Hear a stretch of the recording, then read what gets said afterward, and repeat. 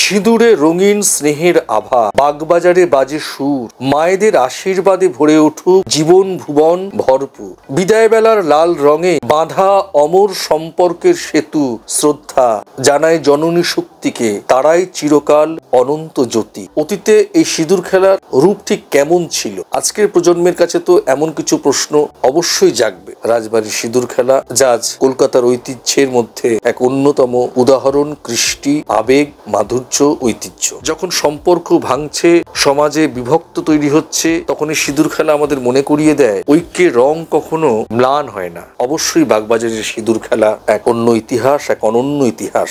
নমস্কার, আমি পরমাশিস। প্রথম কলকাতা গ্রুপের প্রথম বাংলার পেজে আপনাদের আগেও বলেছিলাম দুর্গাপুজোর কিছু কথা, ভালো লাগা, মাধুর্য, ঐতিহ্য, বিবর্তন সবকিছু নিয়ে আপনাদের সঙ্গে এই কয়েকটা দিন দুর্গাপুজোর ইতিকথা নিয়ে আলোচনা করব।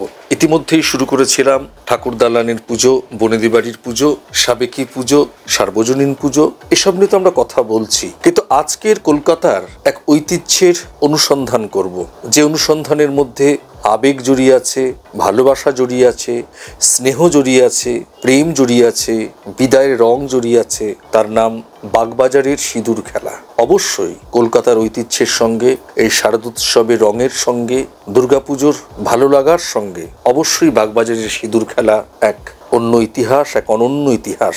তাই আজ কথা বলবো বিদায়ের লাল রং, বাগবাজারের সিঁদুর খেলার কাহিনী। এর ইতিহাস জানার চেষ্টা করব, এর বিবর্তন জানার চেষ্টা করব, এর আবেগ জানার চেষ্টা করব। এ সম্পর্কে মনে অনেক প্রশ্নও আছে। সেই প্রশ্ন নিজেই নিজের কাছে করব, আপনাদের কাছে করব, সেই উত্তরও খোঁজার চেষ্টা করব। সেই বাগবাজারের সিঁদুর খেলার গল্প নিয়ে আজকে আমি হাজির আপনাদের সামনে প্রথম বাংলার পেজে। আমি পরমাশিস। কেমন লাগছে, ভালো না মন্দ, অবশ্যই আমাদের কমেন্ট বক্সে আপনারা জানাবেন। আপনাদের মন্তব্য, সমালোচনায় কিন্তু আমাদের পাথেয় এবং আমাদের পথ চলাকে সুদৃঢ় করে, সুন্দর করে, আমাদের এগিয়ে নিয়ে যেতে উৎসাহিত করে। তাই আসুন আজকের বাগবাজারের সিঁদুর খেলার গল্প বলার আগে যে কথা বলবো তা হলো সিঁদুরে রঙিন স্নেহের আভা, বাগবাজারে বাজে সুর, মায়েদের আশীর্বাদে ভরে উঠুক জীবন ভুবন ভরপুর।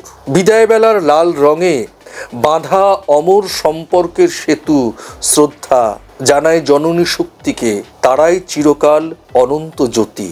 অবশ্যই আমার কথা না, কবিরা তো অন্তর্দ্রষ্টা। তারাই কিন্তু এই সিঁদুর খেলা নিয়ে তাদের অমূল্য কথা তাদের কলমের খোঁচায় কিন্তু লিখে রেখে গেছেন, যা আমাদেরকে অনুরণিত করে, প্রাণিত করে, আবেগতাড়িত করে। আর সেই ইতিহাস খোঁজার অধ্যায় কিন্তু এই শারদোৎসবের সময় কলকাতার বাগবাজারের সিঁদুর খেলা। এই বাগবাজারের সিঁদুর খেলার কথা বলতে গিয়ে আমাদের বলতেই হবে কলকাতার বুকে কত রাজবাড়ি, কত ঐতিহ্য, কত উৎসব। তার ভিড়ের মধ্যে বাগবাজার রাজবাড়ির নাম যেন এক আলাদা আলো ছড়ায়। দুর্গাপুজোর দিনগুলোয় এখানে সিঁদুর খেলা এক উৎসব নয়, এক আবেগ, এক মাধুর্য, এক প্রেম।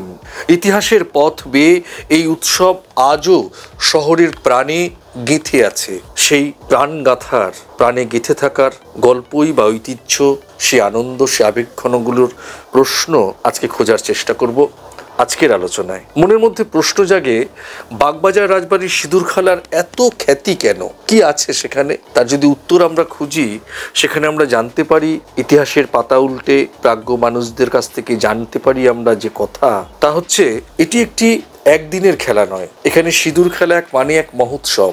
অষ্টমী, নবমী, দশমী মিলেমিশে যে আবেগ জমে ওঠে, দশমীর সকালে তার পূর্ণতা ঘটে এই সিঁদুর খেলার মধ্য দিয়ে। শতবর্ষ পেরিয়ে এসেছে এই সিঁদুর খেলার উৎসব, প্রাচীনতার গৌরব আর পারিবারিক ঐতিহ্যের স্নেহে। এখানে সিঁদুর মানে বিদায়ের কান্না, আবার আগামীর মিলনের প্রতিশ্রুতির এক প্রতিশ্রুতি। এই দ্বৈত আবেগেই এই শারদোৎসবের মাঝে দশমীর সকালে তার খ্যাতি ছড়িয়ে পড়ে, তার দ্যুতি ছড়িয়ে পড়ে বাংলার ঘরে ঘরে, বাঙালির আবেগে এই শারদোৎসবকে কেন্দ্র করে। স্বাভাবিকভাবেই একটা মনে প্রশ্ন জাগে আবারও, অতীতে এই সিঁদুর খেলার রূপ ঠিক কেমন ছিল? আজকের প্রজন্মের কাছে তো এমন কিছু প্রশ্ন অবশ্যই জাগবে। তা হচ্ছে কেমন? অতীতে সিঁদুর খেলার এই রূপ কেমন ছিল? আসলে অতীতে এটি ছিল একেবারে রাজবাড়ির গৃহোৎসব। নারীরা শাড়ি পরে, গয়না পরে একে অপরকে সিঁদুরে রাঙিয়ে দিতেন হাসি, আনন্দ, অশ্রু মিলেমিশে এক অপূর্ব ছবি, যা আমাদের মা, ঠাকুমা, দিদিমাদের কাছে শোনা, যারা কলকাতা নিয়ে গবেষণা করেন, কলকাতার ইতিহাস নিয়ে কাজ করেন, তাদের কাছ থেকেই জানা বা শোনা। ঢাকের শব্দ, শঙ্খের ধ্বনি, ধনুচির ধোয়া সব মিলে যেন এক অপূর্ব রঙিন পরিবেশ তৈরি হতো। সেই দৃশ্য আজও মনে পড়লে বুক কেঁপে ওঠে। যারা এই দৃশ্যপট অতীতে দেখেছেন তাদের কাছ থেকে শোনা, তারাই বলেছেন, তারাই লিখেছেন, যা আজকে আপনাদের সামনে আমি তুলে ধরার চেষ্টা করছি। এখনকার দিনে একটা প্রশ্ন, সেটা হচ্ছে এখনকার দিনে আগের মতো সেই আবেগ সেই জায়গায় কি আছে? বিষয়টা হচ্ছে, হয়তো আগের মতো সেই রাজকীয় চাকচিক্য নেই, কিন্তু আবেগ আছে, অবশ্যই আবেগ আছে। আজও যখন বাগবাজার রাজবাড়ির আঙিনায় নারীরা সিঁদুর খেলেন, চোখে জল আসে, গলায় কান্না মেশা হাসি বাজে। সময় বদলেছে তো অবশ্যই, কিন্তু মানুষের ভেতরের আবেগ একই রয়ে গেছে, যেটা হচ্ছে একেবারে আগেও বললাম, বিদায়ের কষ্ট, অন্যদিকে আবার ফিরে আসার আশ্বাস এবং বিশ্বাস। এই সব কিছু নিয়েই এই সিঁদুর খেলা, বাগবাজারের রাজবাড়ির সিঁদুর খেলা, যা আজ কলকাতার ঐতিহ্যের মধ্যে এক অন্যতম উদাহরণ, কৃষ্টি, আবেগ, মাধুর্য, ঐতিহ্য, যাই বলুন না কেন। একটা প্রশ্ন আবারও জাগে মনে, যে মাধুর্যটা কোথায়, কিরকম মাধুর্য? আসলে হচ্ছে এর মাধুর্য হয়েছে নারীতে, নারীর একাত্মতায়। এখানে কিন্তু কোনো বিভেদ নেই, যুবতী, বধূ, প্রবীণ সবাই এখানে সমানভাবে অংশ নেন। আসলে এটা তো সত্যি যে সিঁদুর মানে রক্তিম রং, মানে ভালোবাসার প্রতীক। সেই ভালোবাসা যখন মিলে মিশে হাসি আর অশ্রুর সাথে জড়িয়ে যায়, তখনই জন্ম নেয় এক অমলিন মাধুর্য। আর সেই অমলিন মাধুর্যর নামই হচ্ছে বাগবাজারের সিঁদুর খেলা, যা এই শারদোৎসবের সঙ্গে অঙ্গাঙ্গিভাবে একটা জড়িয়ে আছে। স্মৃতি আঁকড়ে ধরে, আবেগ আঁকড়ে ধরে, ঐতিহ্য তো আছেই, এবং সেই পরম্পরা কিন্তু আজও বয়ে চলেছে। সেই পরম্পরার ঐতিহ্যের কোথাও খামতি নেই, কিন্তু তবু তো এই ঐতিহ্য পরম্পরা আজকের প্রজন্মও কিন্তু পালন করছে, লালন করছে। অবশ্যই এই ঐতিহ্য, বাঙালির ঐতিহ্য, কলকাতার ঐতিহ্য, কলকাতার আবেগ, এবং এই ঐতিহ্যের সুবাস কিন্তু আজকের দিনে দাঁড়িয়ে নগর, শহর, গ্রাম, গঞ্জ সবখানেতেই ছড়িয়ে পড়েছে। যে যেমনভাবে পারছে এই প্রবণতাকে, এই ঐতিহ্যকে, এই সিঁদুর খেলাকে রাঙিয়ে দিচ্ছে দুর্গোৎসবের শেষ সন্ধ্যায়, মায়ের যাওয়ার সময়। অনেকে বলবে, আজকের দিনে এর অর্থ কি? আজকের দিনের অর্থ, সবকিছুর তো অর্থ খুঁজে বার করতে হয় না, অনেক কিছু অর্থবহ থাকে। আজকের দিনের অর্থ, যখন সম্পর্ক ভাঙছে, সমাজে বিভক্ত তৈরি হচ্ছে, তখন এই সিঁদুর খেলা আমাদের মনে করিয়ে দেয় ঐক্যের রং কখনো ম্লান হয় না। আজও আমরা যদি সে আবেগকে ধরে রাখতে পারি, তবে উৎসব শুধু নয়, জীবনও হয়ে উঠবে মাধুর্যময়, প্রেমময়, ভালোবাসায় ভরপুর।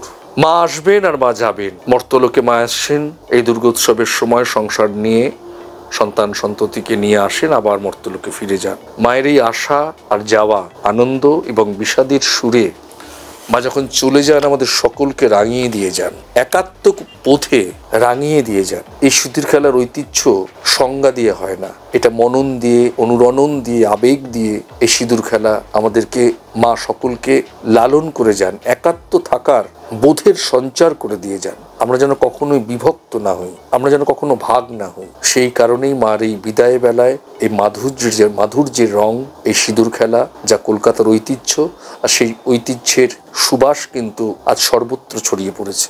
সে কারণেই কিন্তু আজকে আপনাদের সামনে এই বাগবাজারের সিঁদুর খেলা নিয়ে কথা বলতে এসেছিলাম। কেমন লাগলো জানাবেন অবশ্যই কমেন্ট বক্সে।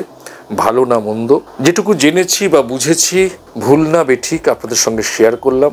আপনাদের ভালো লাগলে অবশ্যই মন্তব্য করবেন। প্রথম বাংলার সঙ্গে থাকবেন, ভালো থাকবেন, সুস্থ থাকবেন। নমস্কার।